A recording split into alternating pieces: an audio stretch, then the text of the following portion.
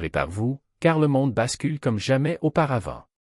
Quelque chose d'inédit est en train de se produire, et ce que nous avons vécu jusqu'à présent n'est que le début. Ce mois-ci a été une succession d'événements si étranges qu'ils nous font nous arrêter et nous demander « Qu'est-ce qui se passe ?» Phénomènes cosmiques inexpliqués, catastrophes naturelles inhabituelles, murmures de l'inconnu s'entassant comme les pièces d'un puzzle réclamant des réponses.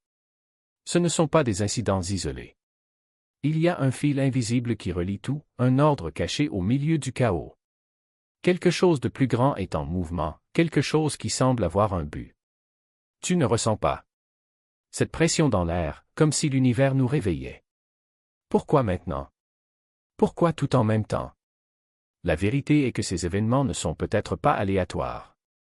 Ils font partie d'un tableau beaucoup plus vaste, d'un complot qui révèle peut-être les véritables enjeux. En ce moment même, l'humanité est confrontée à la fureur d'un cyclone bombardé, un phénomène aussi rare que dévastateur.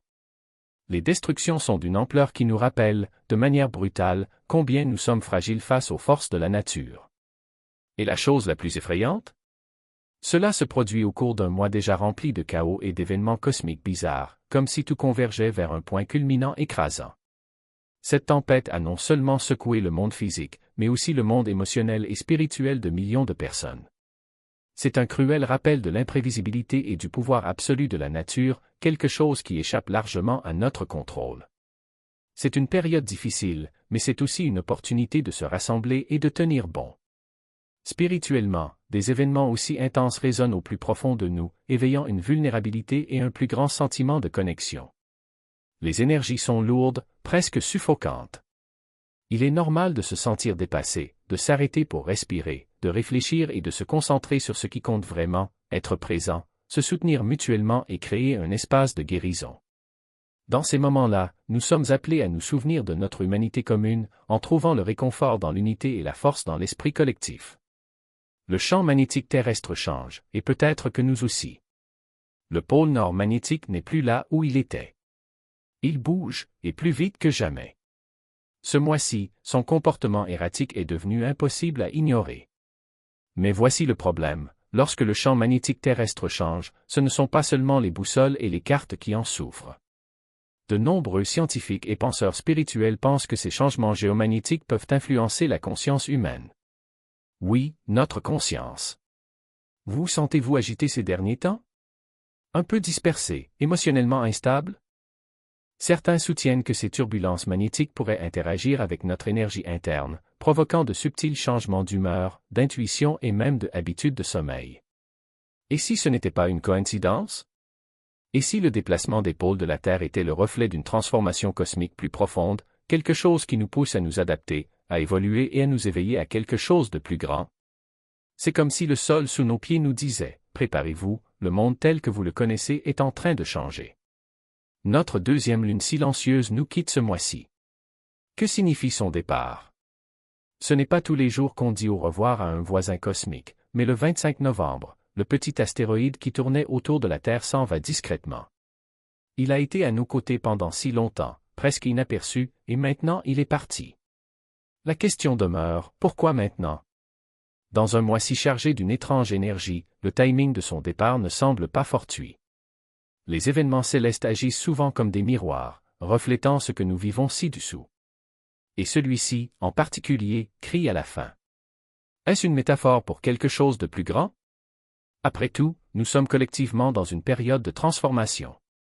Nos systèmes, nos croyances et même notre compréhension de l'univers sont remis en question. Le cosmos nous rappelle-t-il, de manière subtile, de lâcher prise sur ce qui ne nous sert plus, tout comme il a dit au revoir à ce petit voyageur. Parfois, lorsque le ciel bouge, ce n'est pas seulement un changement physique. C'est une poussée spirituelle.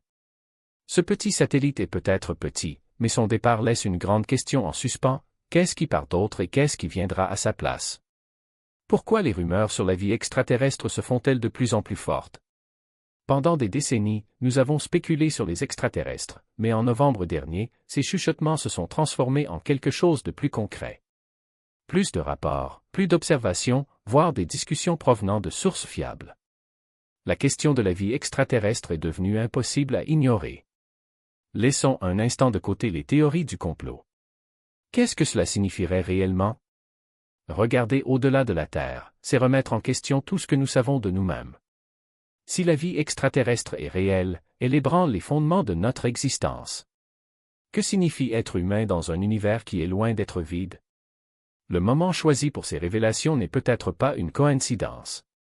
Dans un mois où tout semble sens dessus-dessous, est-ce l'univers qui élargit notre compréhension? Réfléchissez bien. Et s'il ne s'agissait pas uniquement d'extraterrestres? Et s'il s'agissait de la conscience elle-même?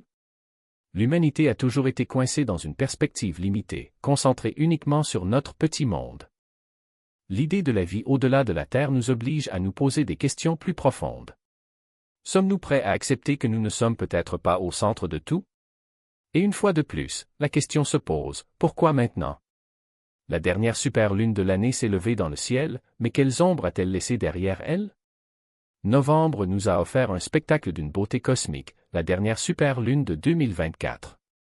Plus grande, plus lumineuse et plus proche qu'une pleine lune ordinaire, cet événement semblait comme un projecteur de l'univers illuminant tout ce que nous préférions garder caché.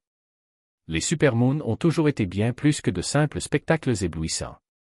Ils sont liés à des émotions exacerbées, des bouffées d'inspiration et de profonds éveils spirituels. Les cultures du monde entier les considèrent comme des présages de changement ou des amplificateurs cosmiques, renforçant toute énergie déjà en jeu. Réfléchissez, avez-vous senti quelque chose bouger en vous cette nuit lumineuse? Peut-être qu'une vieille blessure a refait surface ou qu'une soudaine clarté s'est installée. Pour beaucoup, ce n'était pas seulement une lune. C'était un point culminant, un moment où l'énergie chaotique de l'année a atteint son paroxysme. La dernière superlune n'éclaire pas seulement le ciel. Il illumine nos ombres. Et que signifie être le dernier? Est-ce que cela marque la fin d'une époque? Tant pour nous individuellement que pour l'humanité dans son ensemble? La baisse soudaine des températures donne l'impression que la Terre retient son souffle. Partout sur la planète, les gens sont confrontés à un froid inhabituel, à une vague glaciale venue de nulle part. Ces basses températures inattendues s'écartent du rythme naturel, comme si la planète elle-même nous envoyait un message dans la glace. Ce refroidissement soudain pourrait-il avoir une signification plus profonde, liée à notre lien spirituel avec la Terre? Le froid a toujours symbolisé le calme, une pause, un moment où la vie ralentit et s'arrête. Mais cette fois, c'est différent. Plus intense, plus abrupt. Comme si, le froid ne demande pas seulement notre attention, il l'exige. Comme si la planète murmurait, avec une urgence que l'on ne peut ignorer, ralentir. Sentir ce moment. Refléter. D'un point de vue spirituel, des changements climatiques aussi radicaux ne sont jamais de simples coïncidences. Ils reflètent les transformations de l'énergie qui nous entoure. Ce refroidissement brutal pourrait être une pause globale, une chance de nous ancrer et de redécouvrir ce que nous avons laissé filer. Mais ne vous y trompez pas, ce n'est pas une question de confort. Il s'agit de l'éveil. La glace qui gèle notre peau peut également réveiller notre conscience, nous rappelant que nous faisons partie de cycles plus vastes, même lorsqu'ils semblent chaotiques. Il y a quelque chose de mystérieux dans ce rhume. Pourquoi maintenant? Pourquoi si soudain et si implacable? Il est facile de l'attribuer à des conditions météorologiques ou à des anomalies, mais spirituellement, cela nous invite à une réflexion plus profonde. Que nous manque-t-il?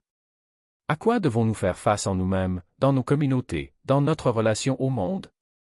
Dans la chaleur vive du vent, un rappel se fait entendre, la vie peut changer en un instant. Sommes-nous prêts à nous adapter, à écouter, à agir? Ces températures, si acides et impitoyables, ne sont pas seulement un défi à supporter, elles sont un appel à raviver la chaleur en nous. Notre compassion. Notre résilience. Notre capacité à nous transformer face à l'inattendu. Le froid peut geler la terre, mais il ne gèlera jamais la force de l'esprit humain. Et pourquoi novembre est-il une épreuve pour l'âme? Arrêtez-vous un instant. Absorbe tout. Les changements magnétiques, la superlune qui portait un poids émotionnel presque palpable, les rumeurs sur le départ de notre deuxième lune, les tempêtes qui rugissent comme les échos d'un chaos plus profond et inexprimé. C'est comme si l'univers lui-même était en ébullition et que nous en ressentions les répliques. L'avez-vous remarqué aussi? Ce mois-ci a quelque chose d'étrange.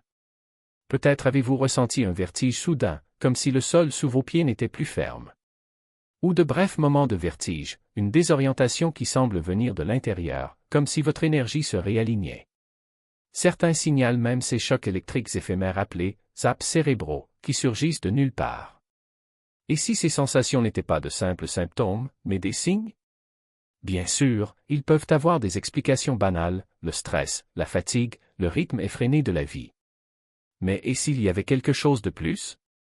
Et si notre corps réagissait à l'énergie accrue qui nous entoure? Réfléchissez bien. Les pôles magnétiques terrestres se déplacent plus rapidement que jamais. Les corps célestes ne sont plus alignés. Les tempêtes ne laissent aucun répit. Serions-nous vraiment immunisés contre tout cela?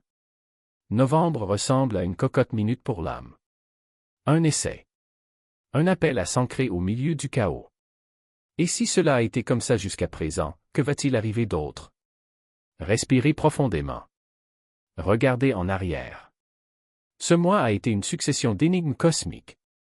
Les pôles en mouvement, une superlune qui sonnait comme un paroxysme émotionnel, la disparition silencieuse de ce que nous appelions la deuxième lune, des tempêtes qui hurlent comme si elles étaient les échos d'un plus grand désordre, non encore révélé. Mais voici une pensée troublante, et si novembre n'en avait pas encore fini pour nous? Chaque événement ressemble à une pièce d'un puzzle plus vaste, mais nous attendons toujours le sprint final. Y a-t-il d'autres révélations qui se cachent? Un autre phénomène céleste sur le point de marquer les esprits? Ou peut-être que les rumeurs sur la vie extraterrestre vont se faire plus fortes, passant des rumeurs aux preuves indéniables.